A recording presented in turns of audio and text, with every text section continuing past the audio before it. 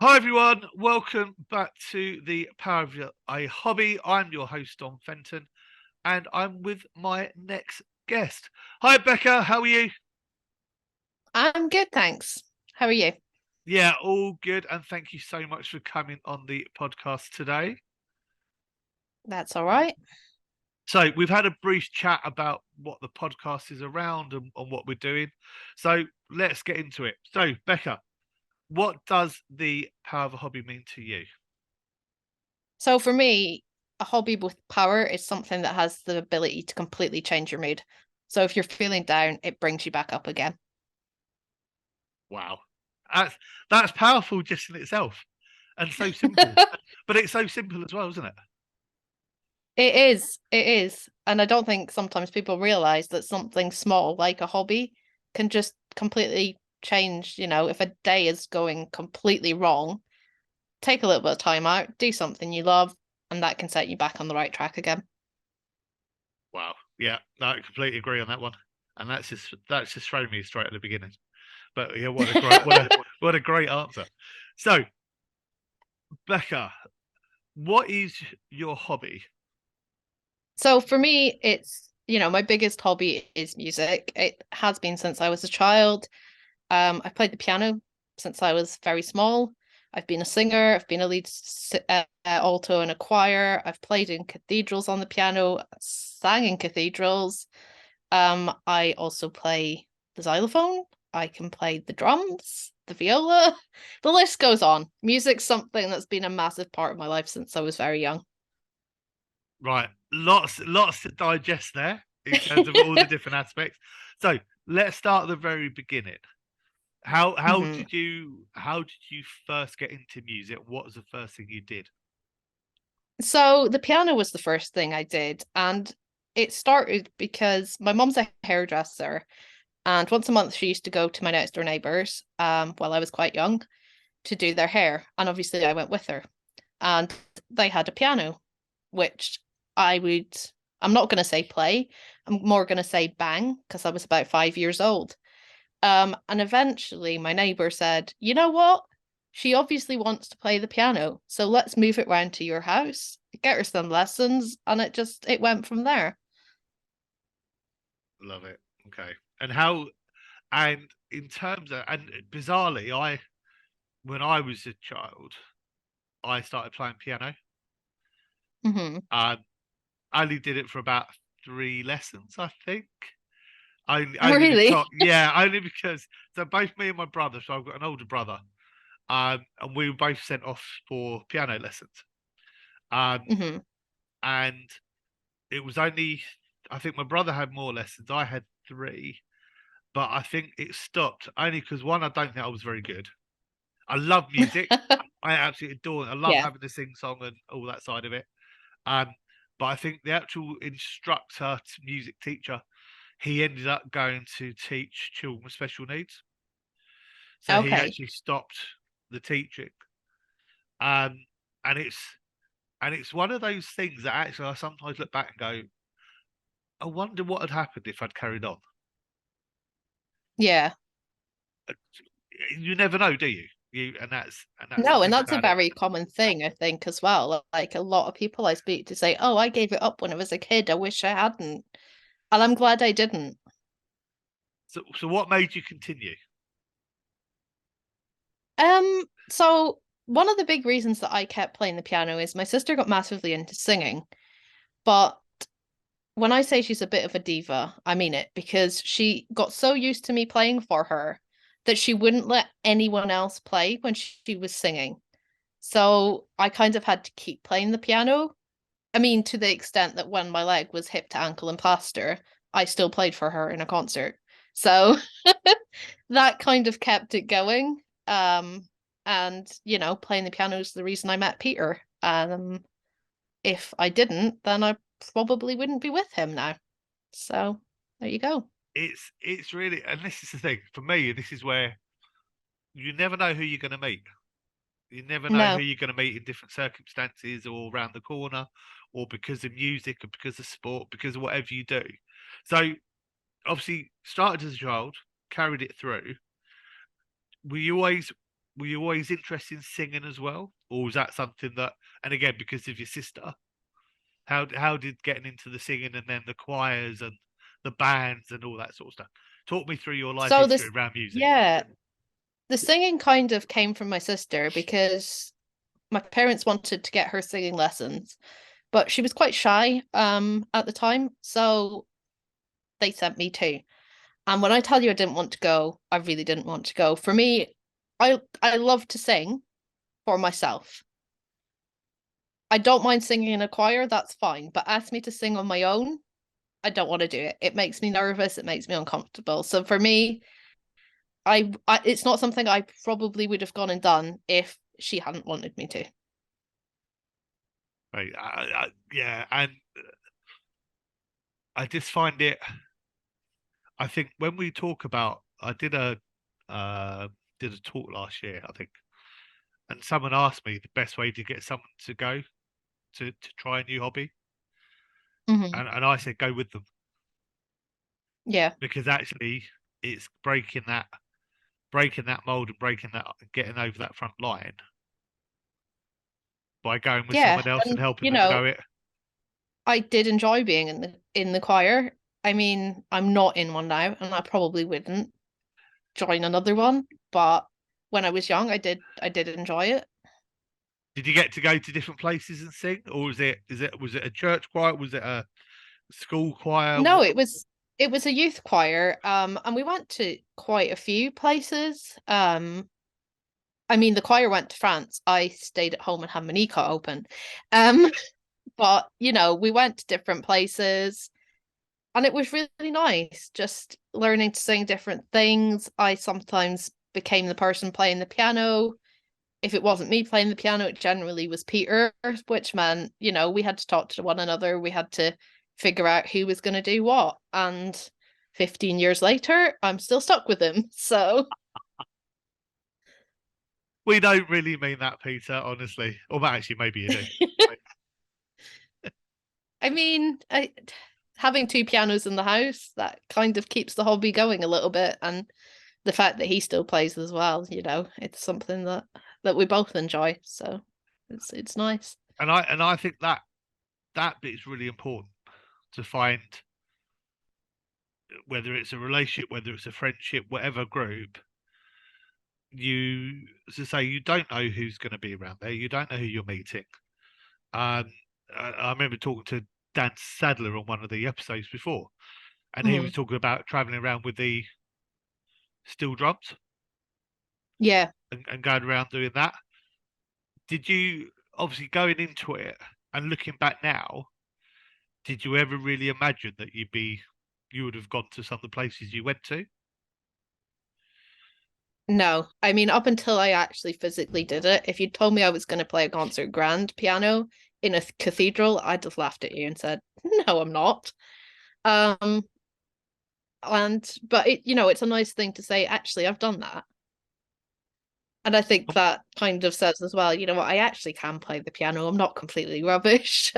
So, what did that do? Just being able to do those, what did that do for you in terms of confidence and stuff? What was it? Were these things that, because I talking to lots of people, if when you're growing up in school, not every child's academic. So and mhm, I wasn't. But the one thing I could do was play sport yeah. because actually it enabled me to be, and some of the work we do now, actually we're enabling children to understand they can achieve something. Where actually if they're Mm. sat in a classroom, it won't always happen. Did did you see that? Did music help you grow your confidence? Did it help? Do you think it's part of who you are? Do you think it's part of who you are now? Do you think been a major part and it's helped create the Becca that we're seeing now? I think so. I think for me, I can be having the worst day, and if I take 10 minutes, play the piano, I then think, you know what, I can do what I was trying to do earlier. And it does, not always playing the piano, but I'm the type of person that if I'm here on my own and I'm working, I'm not talking to anyone, I've got music on. And that keeps me going. So if I've got music on, I can sit for hours. I mean, sometimes too many hours doing things that I need to do. So it just keeps me motivated. I wouldn't say so much confident because I'm not a confident person at all. Okay. And Not my even dog when you're likes to playing. bark. Um, I prefer to play not in front of people now. And Yeah. even when I was playing in concerts, there was always someone singing. So the attention wasn't on me. And I'm very much the type of person that doesn't want to be center of attention. I like to Yeah. No, hide in the background.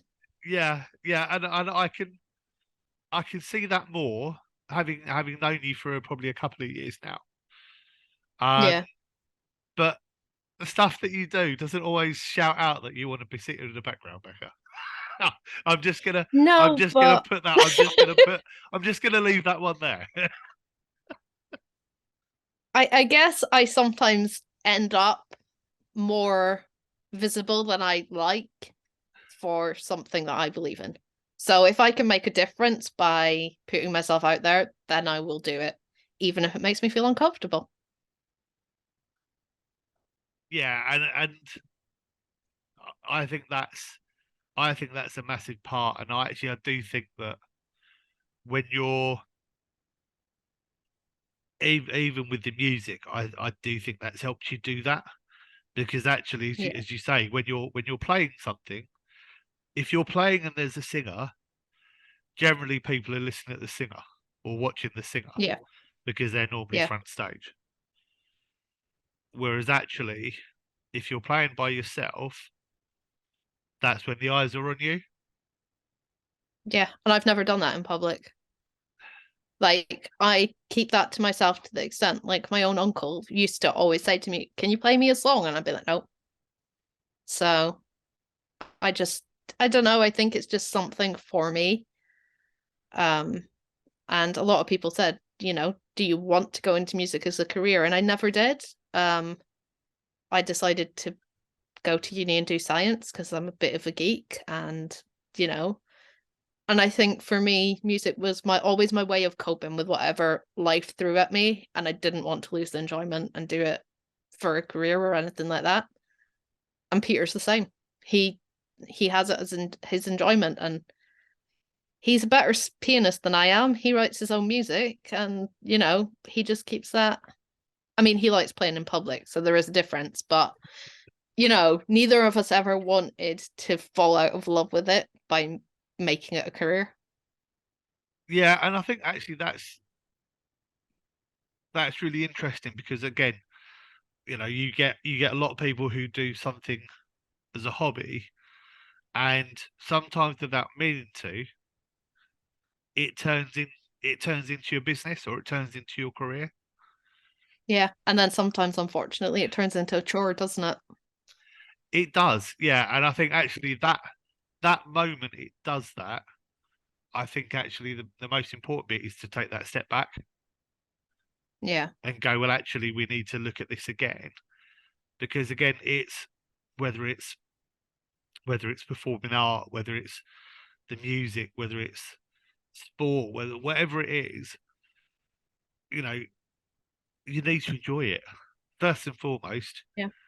you need to enjoy it, whether it's a business, whether it's what you do to make money, or or whether it's just something for you. You need to really enjoy it. So, what type of music do you normally play then? Let's get into the nitty gritty that people want to hear.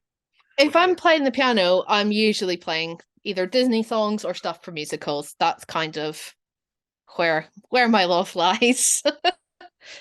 And I guess again, coming back to my sister, that's what she liked to sing. So It's amazing I don't know. it's amazing how it rubs off, isn't it? It is, yeah. And I've always been close to my sister, so you know, even when she's in now, she always gets me to play something for her to sing, just because, you know, she Just can. because. Did did anyone else play when you were growing up? Was music always around the house, or was it just the fact that it was mainly down with your sister? It was just my sister. My parents are possibly the two least musical people you'll ever meet. And there's no one really in like the wider family that's musical either, so I don't really know where it came from. But when I was young, it was like starts with the piano, and then Mum, I want to learn percussion. Mum, can I try playing the viola? Mum, can I have a go at the trumpet? Like honestly, all of them I wanted to do. So are you like a one band woman now? Could you like play? Could you play? Can you play most things now? I mean, I haven't tried most of them for years, but the one thing I cannot do is I cannot play a guitar to save my life. I've just never been able to figure it out. But I suppose if you're playing the piano, you don't need to. I mean, this is true. And I did stop playing the piano for a while, and I think doing that actually makes you realize how much it means to you, Yeah. How? especially when you stop for a Yeah. very silly reason. Yeah. And sometimes these reasons, I personally, I think things happen for reasons, and I actually even to those points where actually, if you stop playing something for a time, it's there to go. Actually, you need to be doing it again at some point. Yeah, I think partly there was a while I didn't really need it Yeah.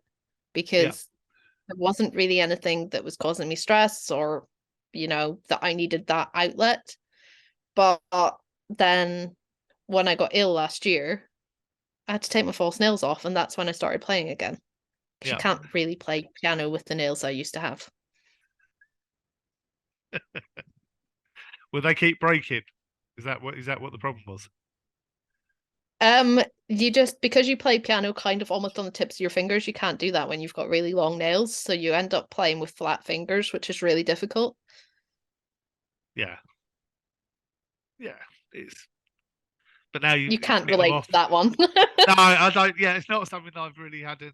Not really something I've ever had. Really long nails, if I'm honest. No.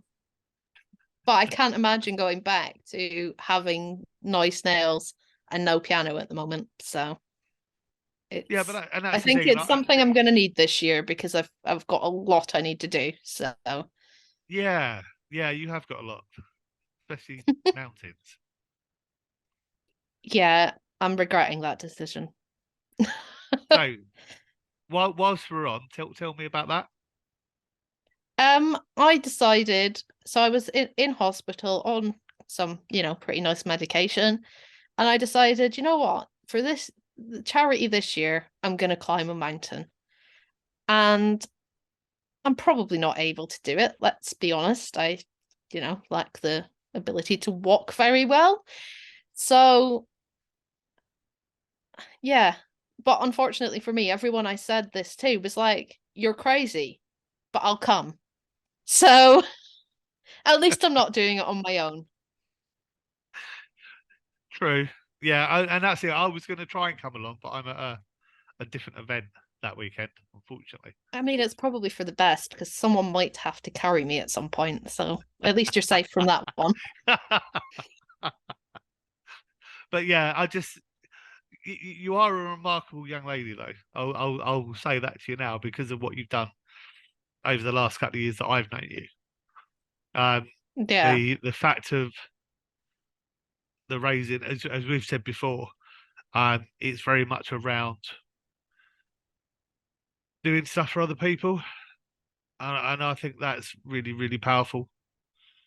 And Yeah. I making a mean, I'm difference. always, if I can help someone, I'll do it. It's, whether it's a big thing or a small thing, I think everyone just needs to help one another out a bit more, be nice to one another, and do your bit. Yeah, especially if people are struggling, and I think a lot of a lot of what these podcasts are around is around mental health and is around getting through struggles and everything else, and having the support around you. And I think just knowing that there's someone like yourself who's willing to do that makes a massive difference. Yeah, and I think for me, having a hobby is one of the reasons that I've never struggled with my mental health massively Yeah, myself. Um, but a lot of people that I speak to, they don't have one and they're struggling, and it's like, well, it's never too late to find a hobby, to find an outlet, to find something that helps you. And, I don't mind being the person that stands up and says, yes, I don't suffer with mental health myself, but I care about people that do. So, Yeah. and And that's not always the case. yeah, and I think and that's perfectly into the last sort of part of the questions as well. So you've just touched on it briefly, and we touched a little bit on it, not necessarily around mental health, but your sister wanting to go to lessons and you going Mhm. along. So obviously, if and the amount of people you talk to, if someone did come to you and go, look, Becca, I'm really struggling. Um, I haven't really got a hobby. I want to do something, but I don't really know how to start. What would you say to them? Try different things. That's the only way to find out what you love, is to go out there and try something. And if you don't want to do something on your own, and I can go with you, I will. I don't. I mean, unless you want me to go running or something, that I can't do. So within reason. Yes. But no, I just think that's really powerful, and I just think that yeah, if it is a case of just trying lots of different things, I think both of us are probably fortunate that we were encouraged to try different things as children. And Yeah. obviously yourself with the music, yourself with the sport, and all the other bits. Um, but there's a lot of people who don't get that. There's a lot of children who don't get that. No. There's a lot of adults now who really may not have had the opportunity, or maybe think now they're older, actually the hobby's not for them. Hmm. And I I and I, think I a just hobby's for everyone.